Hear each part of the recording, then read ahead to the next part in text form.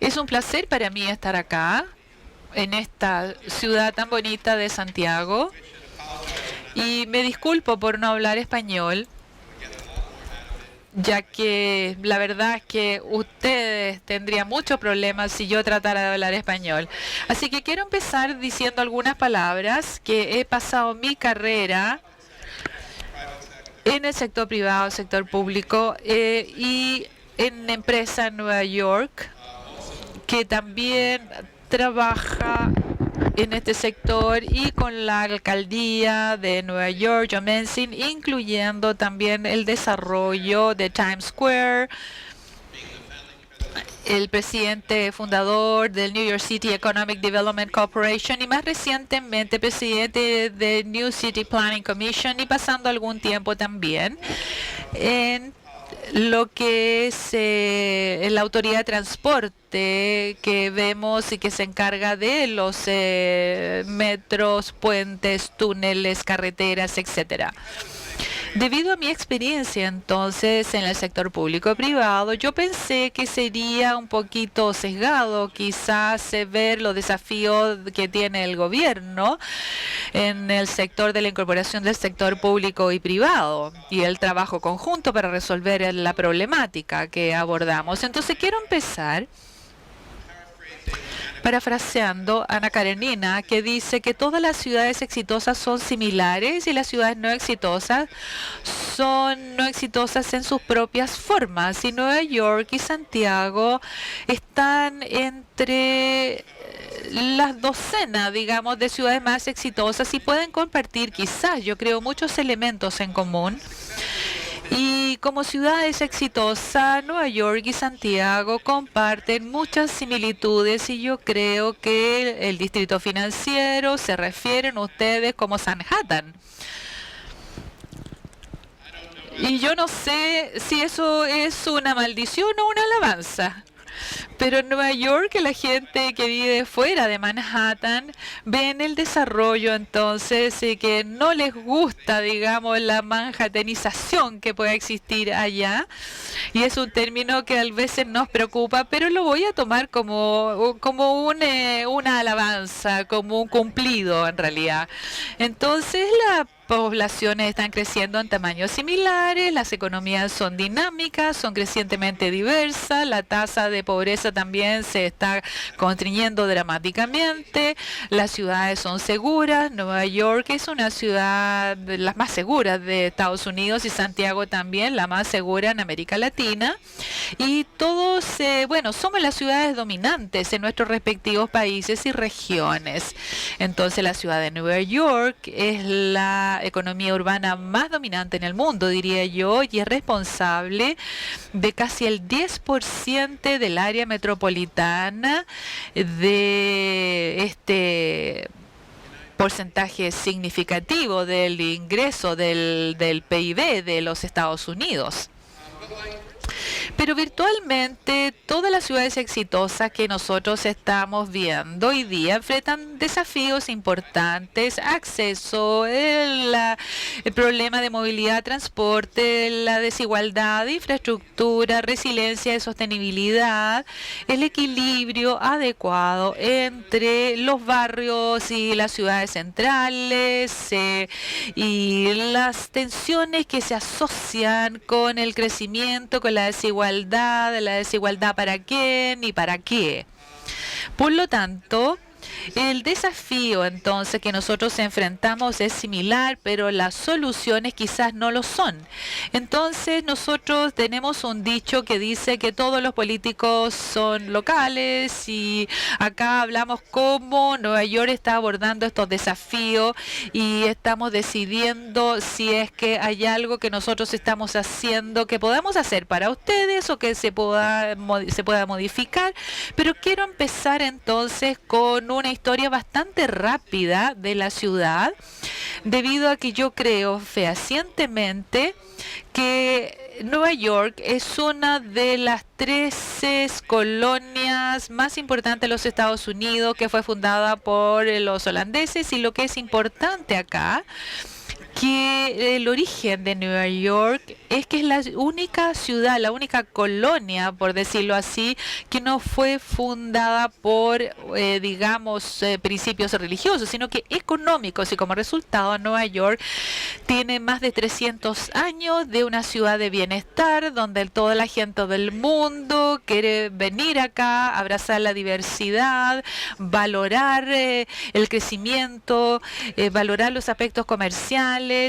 Y obviamente desde esta fundación del siglo XVII, entonces a la fecha, en esa época, Nueva York entró en una revolución, que es una de las ciudades más grandes de los Estados Unidos, junto con Filadelfia y Boston, pero a través de gobernadores muy visionarios en el canal Erie y desde Great Lakes en el medio oeste a New York City.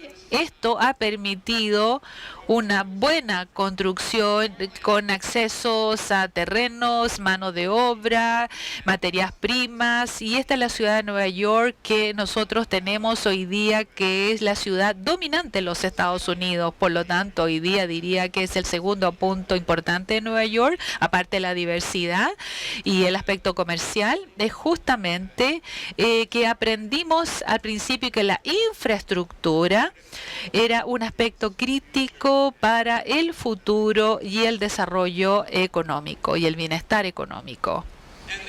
Entonces, Nueva York virtualmente, bueno, era Manhattan acá, el Bronx, ¿no es cierto? Y se fue consolidando en una sola ciudad en el año 1998. Y entre el 98 y 1918 había habido un desarrollo muy grande de la infraestructura, con un sistema de metros, de aguas, con matriz eléctrica, con puentes, con autoridades de puertos, etcétera, donde todo ha sido la consolidación de 5 distritos metropolitanos, que son un sistema muy importante. Y otra clave de Nueva York también, que funciona con un sistema de alcaldía muy potente, es el sistema entonces que digamos que tiene esta ciudad, que es considerado como el sistema más potente del mundo. Nuestro cambio económico entonces ha sido que debido a la infraestructura y a la autoridad de puerto, nosotros tenemos la economía de manufactura, de comercio también, que comienza entonces a desarrollarse a través del 1950 a 2018, convirtiéndose en el centro de manufactura del país, donde hay más trabajos de manufactura que en cualquier otra ciudad de los Estados Unidos, pensando entonces que es una economía de manufactura en este sentido. Pero desde esa época, 50, 60, 70 años, como pueden ver, Nueva York se ha transformado en una economía de servicios. Y es el segundo mantra después de la infraestructura, infraestructura, infraestructura. Ahora ha cambiado al talento humano, talento humano, talento humano. Ese es el segundo mantra que tenemos ahora, la necesidad de atraer talentos de alto nivel, lo que se ha convertido en algo crucial para nuestro crecimiento económico.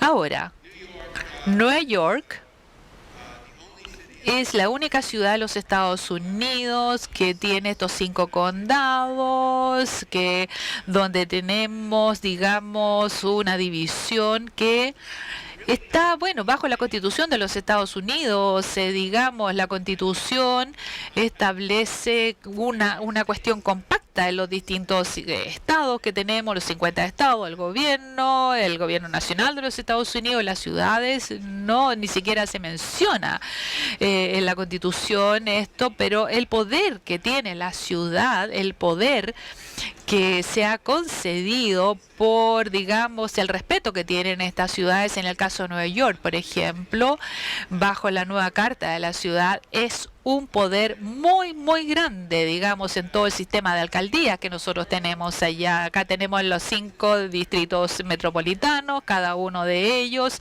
tiene su propia personalidad. La mayor parte de estos distritos metropolitanos son principalmente residenciales en algunos aspectos, Y en algunas partes de la ciudad hay estrategias recientes para poder diversificar la economía geográficamente, así como en términos de su utilización. En los 70, 80, la ciudad de Nueva York era virtualmente, digamos, una ciudad que iba hacia la quiebra, como ustedes pueden ver, digamos, con una ciudad que finalmente en el 75 entró directamente a la quiebra, en los 70, digamos, una población que empezó a fluir hasta el año 2000, pero la mayor parte de estos símbolos que se reconocen a imágenes de Nueva York como una ciudad fallida estaban relacionados a Times Square esencialmente, al Bronx también, el centro, digamos, yo diría que era como una ventana, digamos, del alma de Nueva York, que era lo que se mostraba, una ventana bastante triste por lo demás. Sin embargo, después de todo el esfuerzo que se ha hecho al final de 75, los 80, entonces Times Square fue revitalizada y se convirtió entonces en un símbolo del renacimiento de la ciudad que realmente tiene un éxito pujante, tremendo. Yo recuerdo cuando empezamos a trabajar con el alcalde, acá había, digamos, un encargo de transformar Times Square y esto era el corazón, digamos, de la ciudad donde nadie quería ir. Entonces fue un trabajo bastante duro, pero en último término nosotros le dimos la vuelta y la transformamos en un centro de alto nivel para el turismo, una ciudad, digamos, que alberga 2 millones de personas, el 90% de los turistas van a Times Square, pasan la mayor parte del tiempo ahí. Desde esa época, entonces, la ciudad de Nueva York ha estado cumpliendo un rol donde la población es cada vez más alta, la tasa de empleo también es cada vez más alta, la criminalidad es cada vez más baja, por lo tanto yo diría que es una de las ciudades más seguras en Nueva York, en Estados Unidos, y con esto yo diría que de muchas formas la mejor, el mayor tiempo, tenemos las mejores tasas que nunca se ha tenido, digamos, excepto de Manhattan, todos están creciendo, la población está cada vez más diversa, no hay grupos raciales, no hay grupos étnicos, la población es mucho más pareja, la población blanca y negra, digamos, está mezclada, tenemos hoy día población latina, asiática, que está subiendo, pero la ciudad en general, estamos hablando que hoy día tiene más de 3 millones de ciudadanos que son de ciudadanos, digamos, de segunda generación. La segunda generación de inmigrantes me refiero. Por lo tanto, hoy día tenemos un crecimiento más rápido de que exista en otros distritos metropolitanos. Nuestro trabajo también se ha ido diversificando. Tenemos mucha importancia en el crecimiento. La industria tecnológica está creciendo muchísimo. También la industria del turismo, de la recreación. También con 62 millones de visitantes, educación, son una fuente muy importante también de crecimiento de puestos laborales. Con todo esto nos sentimos bastante orgullosos de vivir durante décadas ahí donde ha crecido Nueva York sobre las cenizas que quedaban de la ciudad anterior en muchas formas.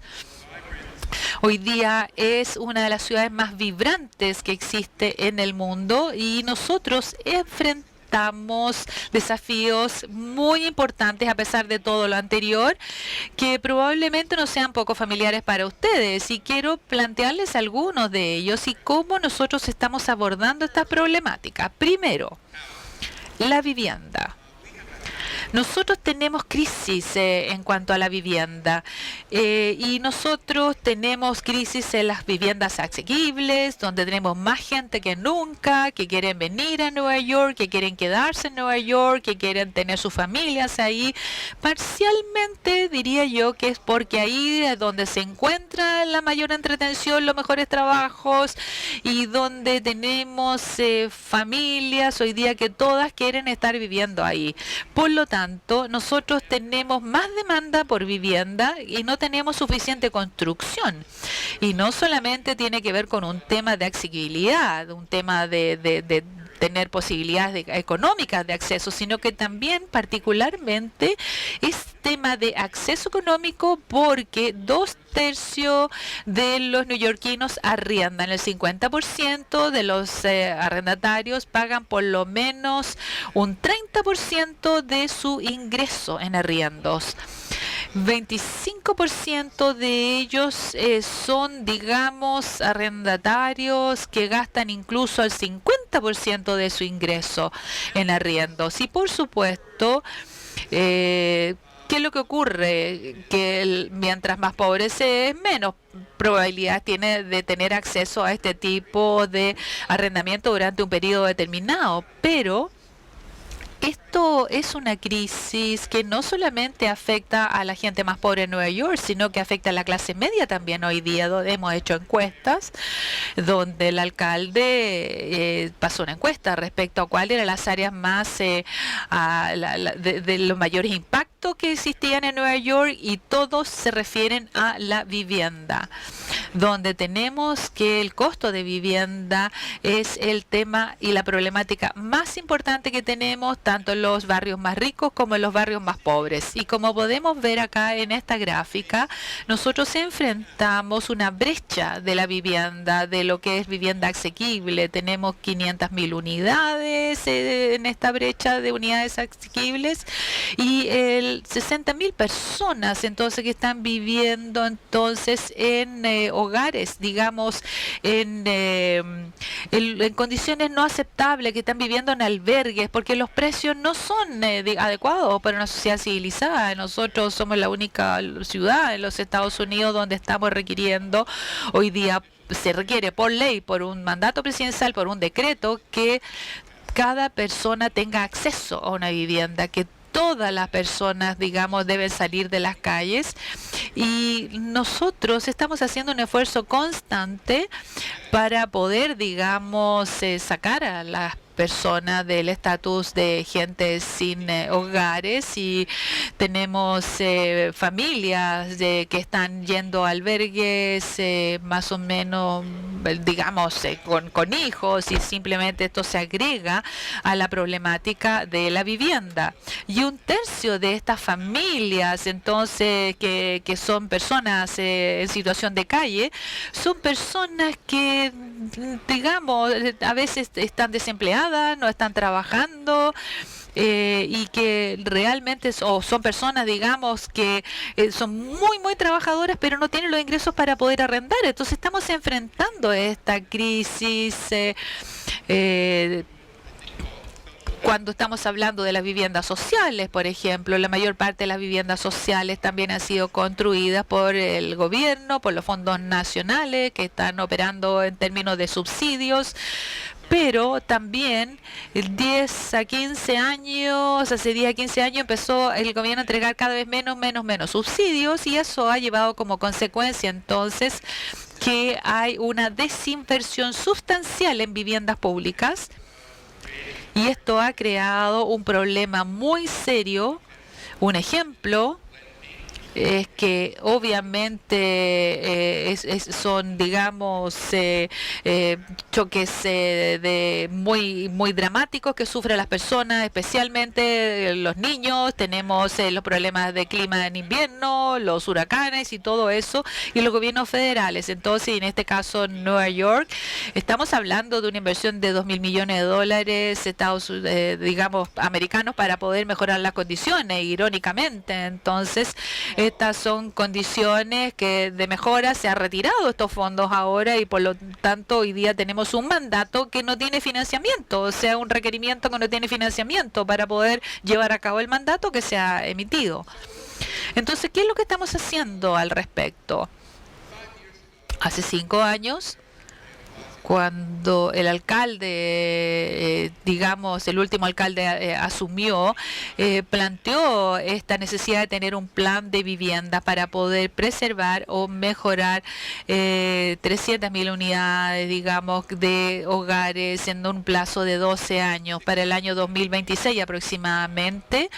Estamos hablando de 300.000 viviendas en el caso de la inversión que se haría, que tendrían que ser habitables, tendrían que ser asequibles y que no tendría que resultar finalmente en una crisis como lo que estamos viendo en el sector público, y con estas viviendas todas en conjunto en un plan quinquenal. En el cual entonces se iba a crear o preservar las 35.000 unidades acá, que es nuestro objetivo inmediato. Incluso no es suficiente con esto, pero nosotros estamos haciendo un gran compromiso en la ciudad, ciertamente un gran compromiso, que en esta ciudad que es el más importante en los Estados Unidos, estamos hablando de 8.000 millones de dólares en realidad, con fondos locales son 5.000 millones de dólares, para poder, digamos, llevar a cabo este esfuerzo de construcción de viviendas.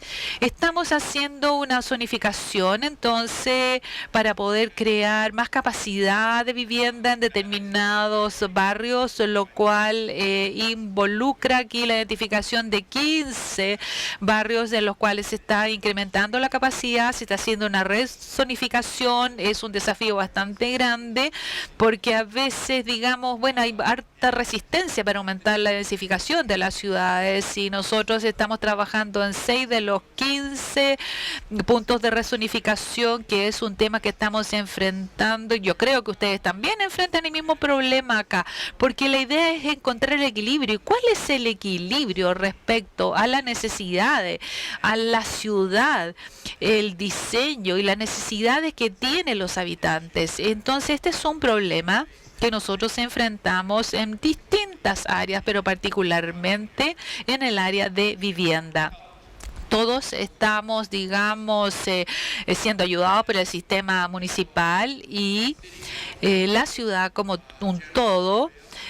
Prevalece el concepto, digamos, de integridad de la ciudad, pero esto no siempre es así, porque también hemos creado algo que se llama lo que es la zonificación, digamos, inclusiva obligatoria, donde tenemos acá cualquier, digamos, digamos, zonificación de viviendas sociales obligatorias, en la cual nosotros hemos abierto un área que antes estaban abiertas solamente al área de manufactura, y la hemos puesto a disposición para creación de áreas residenciales. Cualquier aumento en la capacidad de incrementar viviendas, cualquiera que construya en esa área, va a entregar entre, digamos, 25-40% de las unidades con un desarrollo completo en un edificio o en un barrio, en una construcción que tiene que ser asequible. Esto está comenzando, pero es, digamos, un programa de zonificación de viviendas sociales obligatorio, que es muy importante porque el requerimiento es crear unidades. No, digamos, la idea es contribuir a lo que es la construcción, de modo que yo pueda tener de alguna forma excepciones tributarias si yo estoy construyendo en una ubicación determinada. Por lo tanto, de esta forma se entrega, digamos, una gran capacidad de accesibilidad a la vivienda para las familias más pobres.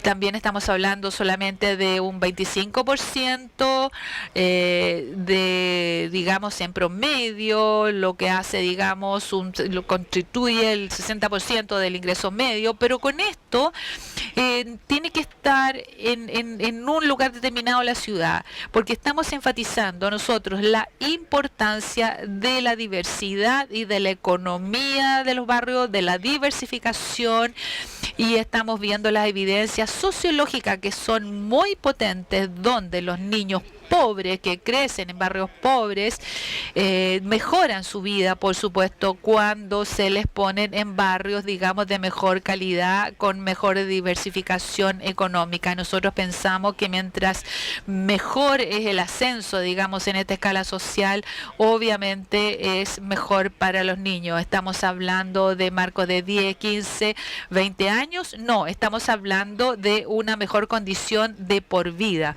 Por lo tanto, es, digamos, una mejora en estas unidades que siguen siendo asequibles. La gente que vive acá nunca van a ser forzadas a salir de estos lugares que les han sido ya asignados. Y yo diría entonces que nosotros hemos estado trabajando como con subsidios como ciudad, pero también la construcción de estas viviendas ha sido, digamos, a través de incentivos tributarios, para poder poner, digamos, viviendas más asequibles, subsidiar también los arrendamientos, pero el principal subsidio que nosotros estamos viendo en este programa obligatorio es el subsidio cruzado entre lo que es la rentabilidad y las unidades, digamos, que están generando un valor de mercado, que están siendo subsidiadas para poder transformarlas en viviendas asequibles. Quiero cambiar entonces a nuestro segundo desafío, que es la igualdad versus la desigualdad. Podemos ver que hay una baja en la curva de desigualdad, no con tanta estabilidad como la de ustedes, pero sí está bajando. Pero la desigualdad está subiendo y este es un problema muy común en Estados Unidos. Como pueden ver aquí, el primer 1% de los asalariados de Nueva York recibe el 50% del ingreso total en Nueva York.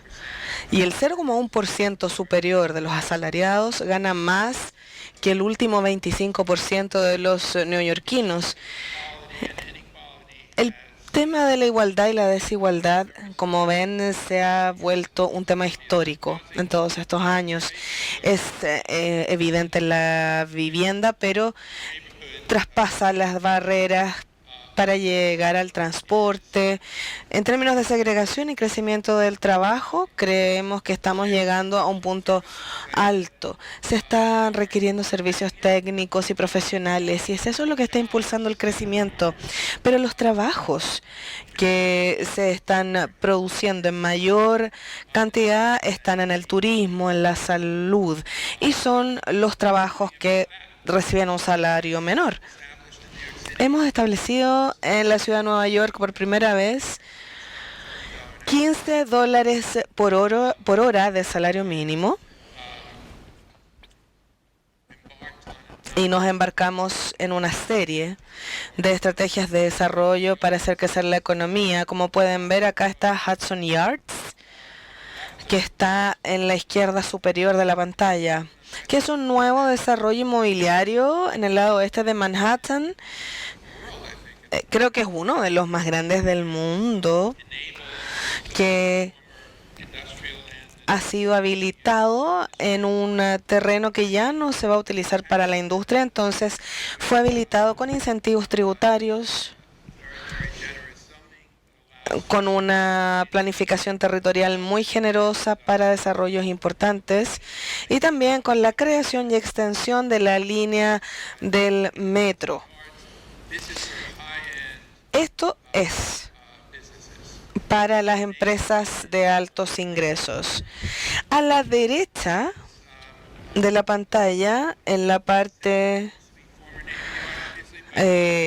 superior, pueden ver un área que era de la Armada y que ahora está siendo utilizada para incubar nuevos trabajos, trabajos tecnológicos. Es una incubadora del emprendimiento.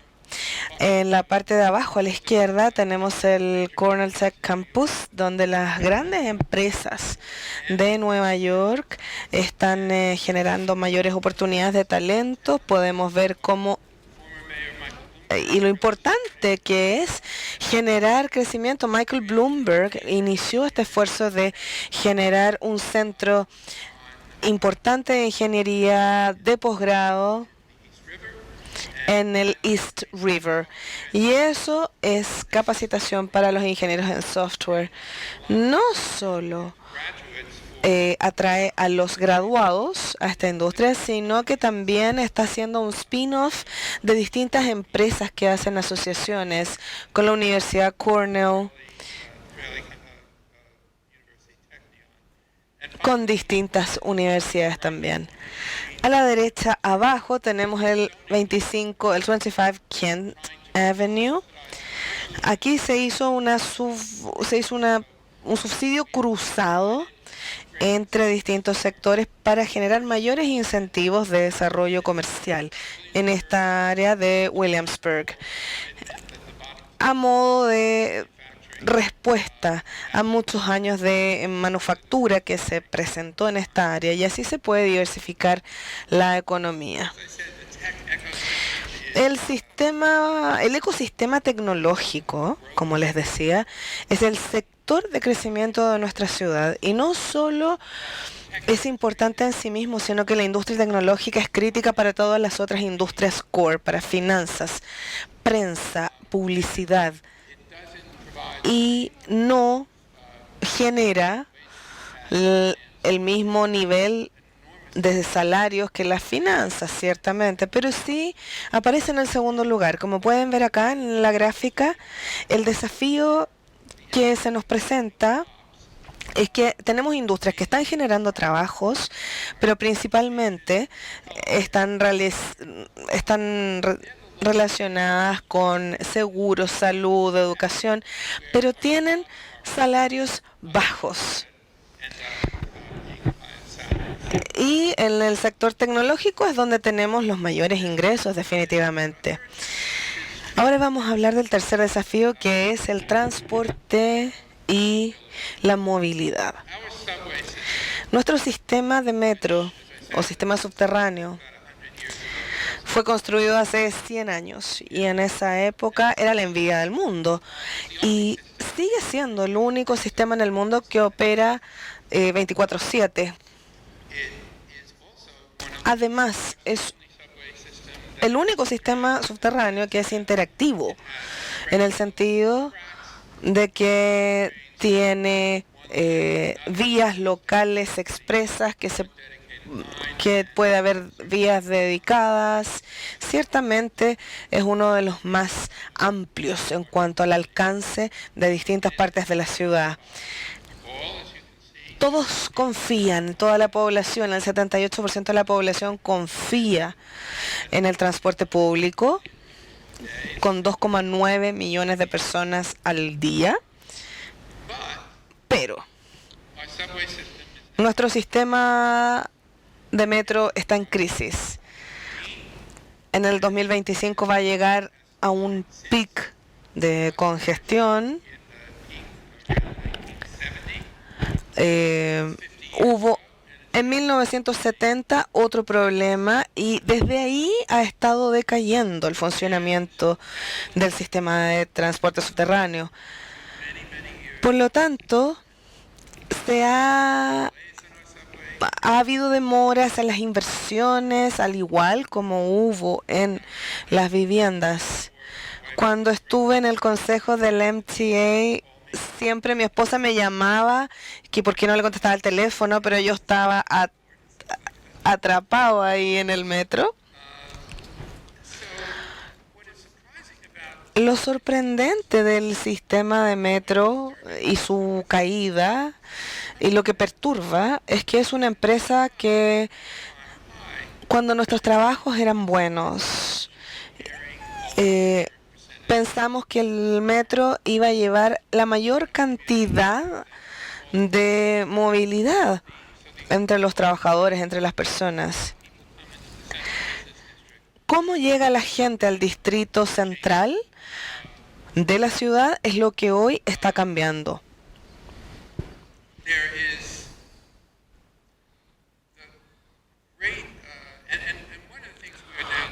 Una de las cosas que estamos haciendo ahora es implementar un programa llamado Fast Forward, invirtiendo $40.000 millones en 10 años en nuestro sistema de transporte público. Esperamos que eso nos lleve a un mejor sistema. Pero hay un tema que tiene que ver con la desconfianza o falta de confianza que hay en el sistema de transporte subterráneo. En el metro hay una baja también en las velocidades de transporte. Y el tráfico vehicular, el tránsito vehicular se vuelve más lento cada vez también. Eso, de nuevo, afecta a los más pobres porque son ellos quienes viven en desiertos del transporte público, es decir, zonas donde no hay transporte público para poder movilizarse en la ciudad. Y tienen esta carga de un sistema que si no es confiable, no pueden llegar al trabajo a tiempo. No solo no les van a pagar, sino que van a perder sus trabajos. Y eso es lo que pasa, hay que enfrentarlo. Es así como funciona con los ejecutivos. Si uno se demora 1 hora en llegar al trabajo, todos se encogen de hombros y dicen, pucha, lo siento. Entonces, en estos 10 años se va a invertir para modernizar el sistema, para que se vuelva resiliente, para que las estaciones sean eficientes, que sean limpias, confiables. El mantra es pasar del estado de emergencia a la vanguardia en 4.000 días. Así es que tenemos tremendo camino por recorrer, tenemos un tremendo compromiso que no había hace un año para hacer que nuestro sistema de transporte público mejore. Por otro lado, hace poco se aprobó un programa de tarificación vial en caso de congestión para que la gente tenga menores probabilidades de ir en auto a las áreas de negocios en el centro. Esto no solo reduce la cantidad de tránsito, sino que también genera ingresos para financiar el sistema de transporte público. Se reduce la contaminación atmosférica, va a generar más espacio y Jeff les va a contar un poco más de esto. Jeff Speck deja más espacio para los peatones, para los ciclistas, porque uno de los grandes desafíos de Nueva York y muchas otras ciudades grandes es cómo asignar espacios públicos, cómo dejamos espacio para los autos, los buses, los scooters, las bicicletas y los peatones, y cómo abrimos estos espacios abiertos, parques. En ciudades donde no hay tantos espacios públicos como quisiéramos tener. Ese es un gran desafío y esperamos poder contribuir a esa idea. También tenemos los servicios de ferry. Cuando necesitamos llegar a la ciudad, los servicios de ferry están operando en toda la ciudad. Nosotros tenemos esta ciudad que está frente al mar. Por lo tanto, creo que hay unos 200.000 personas al día que van movilizándose a sus trabajos. En términos de movilidad y transporte, tenemos todos estos desafíos de infraestructura. Si se dan cuenta, tienen un siglo de antigüedad. Por lo tanto, hemos descubierto este impacto en el transporte público y en las viviendas. Este camino es una arteria de transporte importante. Tuvo que ser cerrada y reconstruida, generando tremendo caos, pero ahora tenemos los fondos para financiar el mejoramiento. Es uno de los muchos proyectos de infraestructura que tenemos en manos y que tenemos que solucionar en el próximo 1 o 2 años. Hay otros desafíos también que tienen que ver con el ancho de banda a nivel de ciudad utilizando 5G. Eso es crítico para la competitividad. Las empresas toman decisiones en estas zonas, entonces necesitan las vías disponibles para tener acceso a Internet y, como ven, es un gran desafío de equidad que enfrenta la ciudad porque hay barrios que no tienen acceso a Internet o a Internet de alta velocidad. Además, está el problema también de que de tenerla disponible, ¿cuánto tienen que pagar por la Internet? Y finalmente voy a hablar un poco sobre los desafíos de la resiliencia y la sustentabilidad. Nueva York y Santiago enfrentan desafíos como desastres naturales en Chile. Nosotros hemos tenido varias inundaciones y huracanes como parte de nuestros desafíos. Como les decía, estamos frente al agua. Entonces, en nuestros 5 distritos metropolitanos hemos encontrado estas áreas de gran población donde enfrentamos grandes desafíos de inundaciones.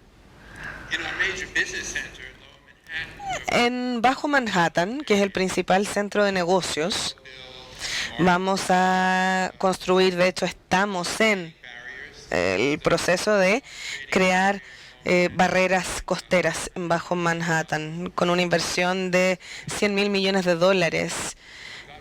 ¿Quién paga por esto? El gobierno, los privados, el gobierno nacional, el gobierno local.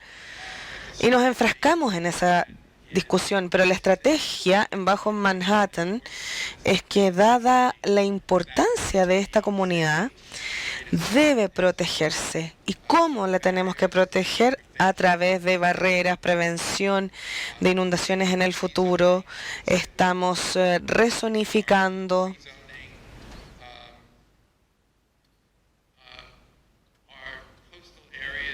nuestras áreas costeras para asegurarnos de que haya nuevas construcciones de mayor altura, donde los primeros pisos sean a prueba de inundación. Como decía, en el Bajo Manhattan y en los principales distritos vamos a instalar estos sistemas de protección. Estamos en una carrera contra el tiempo, pero estamos trabajando en eso. Fuera de Manhattan tenemos impactos de infraestructura y económicos que no son tan grandes. Estamos rezonificando, como decía, para nuevas construcciones y para las construcciones ya existentes, para que estos edificios estén más arriba del nivel del suelo. Estamos rezonificando la densidad poblacional también, cambiando los códigos de construcción para que las edificaciones sean mucho más resistentes. Estas son áreas donde el mapa de inundaciones en los últimos 100 años ha cambiado y es probable que tengamos que sacar a la gente del área costera para llevarlas a otras áreas de la ciudad que van a estar disponibles para uso residencial.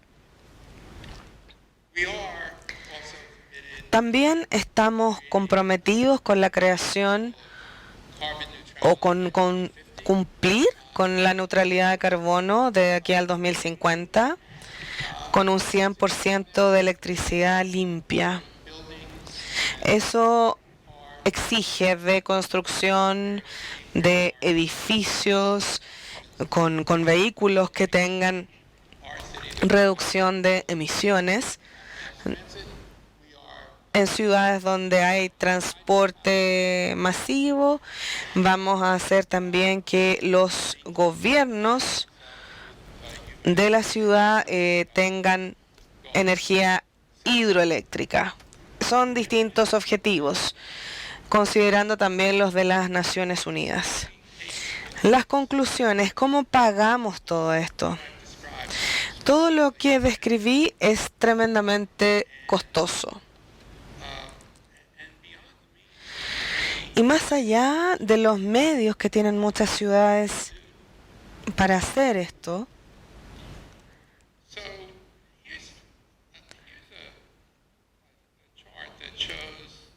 son gráficos que muestran de dónde provenían los ingresos de Nueva York en el 1980 y dónde provienen hoy.